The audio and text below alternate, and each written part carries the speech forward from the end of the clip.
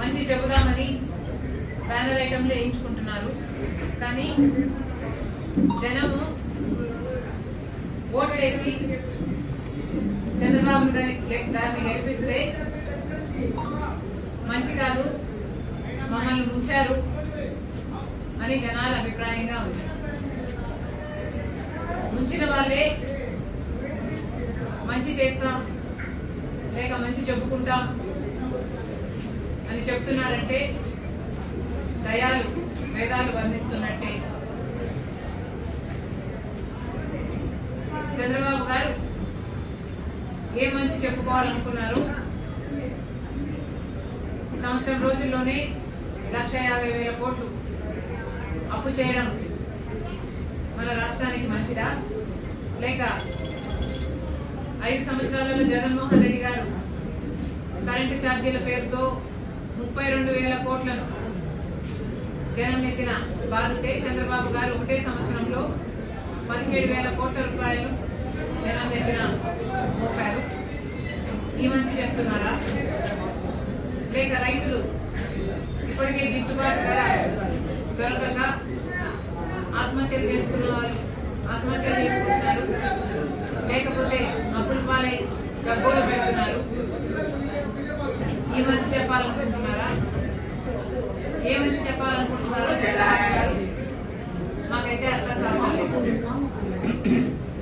ఓట్లేసిన ప్రజలు చంద్రబాబు గారు ముంచారు అని ఎందుకు అనుకుంటున్నారంటే చంద్రబాబు గారు ఇచ్చిన హామీలలో ఏ ఒక్క హామీ కూడా పూర్తిగా అమలు చేయడం లేదు.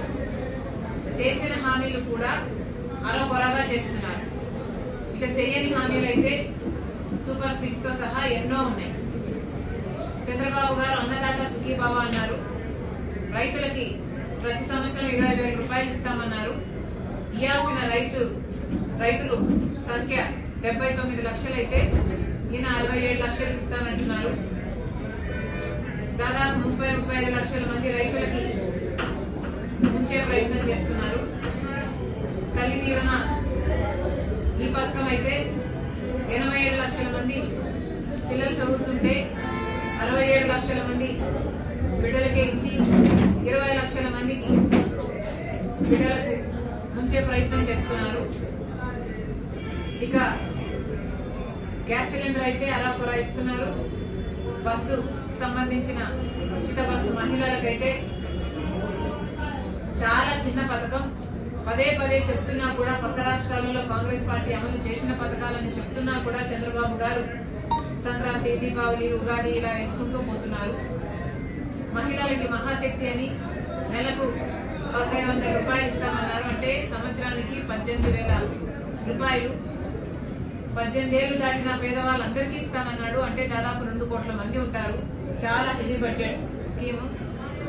ఇప్పుడేమో చంద్రబాబు గారు దీన్ని కొత్తగా P4 తో లింక్ పెట్టాలా అన్నట్టుగా మాట్లాడుతున్నారు. చంద్రబాబు గారు సూపర్ 6 డబ్బా కొట్టుకున్నప్పుడు లేకపోతే సూపర్ 6 అమలు చేస్తామని ఎలక్షన్ల అప్పుడు తిరిగినప్పుడు P4 తో సంబంధం పెడతామని చంద్రబాబు గారు ఎక్కడా చెప్పలేదు. ఇప్పుడేమో P4 కు పెడతాము అని చెప్తున్నారు. మరి చంద్రబాబు గారి ముంచే ప్రయత్నం కాకపోతే ఏంటి అని అడుగుతున్నాం. ఇక నిరుద్యోగులు అయితే పాపం ఉద్యోగాలు రాక బిడ్డలు అటు ఇటు కాని పరిస్థితుల్లో ఎంతో మంది అల్లాడిపోతున్నారు. నిరుద్యోగ వృత్తి అన్నారు. నిరుద్యోగ వృత్తి పోయిన ఎలక్షన్ లో కూడా అంటే చంద్రబాబు గారు మొదటిసారి ఆంధ్రప్రదేశ్ రాష్ట్రానికి కొత్త రాష్ట్రానికి ముఖ్యమంత్రి అయినప్పుడు కూడా ఇదే హామీ ఇచ్చారు. అప్పుడు అమలు చేయలేదు. ఇప్పుడు అమలు చేసే సూచనలు ఎక్కడా కనిపించడం లేదు. మరి ఇలాగైతే చంద్రబాబు గారు ఏం మంచి చెప్పుకుంటారో అర్థం కావటం లేదు. మీద కేసు పెట్టింది యాజ్ అ కామనర్ గా నేను ఆలోచించి చెప్తున్నా. జగన్మోహన్ రెడ్డి గారికి ఇచ్చింది పర్మిషన్ 100 మంది 3 వెహికల్స్. అక్కడ జగన్మోహన్ రెడ్డి గారు జన సమీకరణ చేసింది 1000 మంది. 50 పైగా కార్లు వేసుకొని వెళ్లడము జగన్మోహన్ రెడ్డి గారు చేసిన మొదటి తప్పు. రెండో తప్పు, జగన్మోహన్ రెడ్డి గారు సైడ్ బోర్డు మీద నిలబడి కాన్వాయ్ సాగుతుండగా ఈయన షేక్ హ్యాండ్ ఇయ్యబోయారు.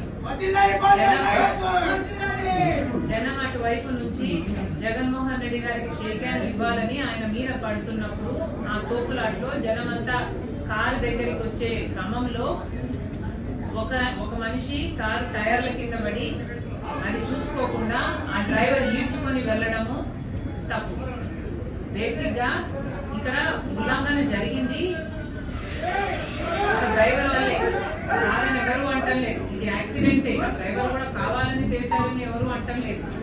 కాకపోతే ఆ పరిస్థితుల్లో అన్ని గమనిస్తే తప్పులు చాలా వైపుల నుంచి జరిగాయి. పోలీసులు 100 మందితో వెళ్ళమంటే 1000 మంది లేకపోతే 1000 మంది అక్కడ ఎందుకున్నారు? జగన్మోహన్ రెడ్డి గారు సైడ్ బోర్డు మీద ఎందుకున్నారు? యాక్సిడెంట్ జరిగి ఆ మనిషి టైర్ కింద పడితే పక్కన మనుషులు కారు ఆపమంటే ఆ మనిషిని పక్కకు లాగి పడేసి మళ్ళీ కాన్వాయ్ వెంటనే సాగిపోవడం ఏమిటి? కనీసం 2 నిమిషాలు ఆగి ఆ మనిషి ఎలా ఉన్నాడు, ఆ మనిషికి ఏమైంది, ఆ మనిషికి వెనకాల అంబులెన్స్, వాళ్ళ టీంలో అంబులెన్స్ ఉంటే అంబులెన్స్, లేకపోతే ఏదైనా చేయాల్సిన అవసరం ఉంది కదా. అది కూడా వాళ్ళ కార్యకర్తే కదా, వైసీపీ కార్యకర్త అయ్యుండి జగన్మోహన్ రెడ్డి గారికి షేక్ హ్యాండ్ ఇయ్యబోయి ఆయన వాళ్ళ కారు కిందనే పడితే కనీసం పట్టించుకోకుండా, కనీసం మానవత్వం లేకుండా దాటుకొని వెళ్లడం తప్పు. ఇలా డిఫరెంట్ స్టేజెస్ లో చాలా మంది తప్పులు ఉన్నాయి కాబట్టి వాళ్ళ మీద కేసులు పెట్టారేమో. ఐఎమ్ నాట్ ద పోలీస్, ఎందుకు ఇచ్చారో నేను చెప్పలేను. వాళ్ళు ఏమైనా నోటీస్ ఇస్తేనో లేకపోతే కార్ సీజ్ చేస్తేనో I'm sure they know the procedure and that process.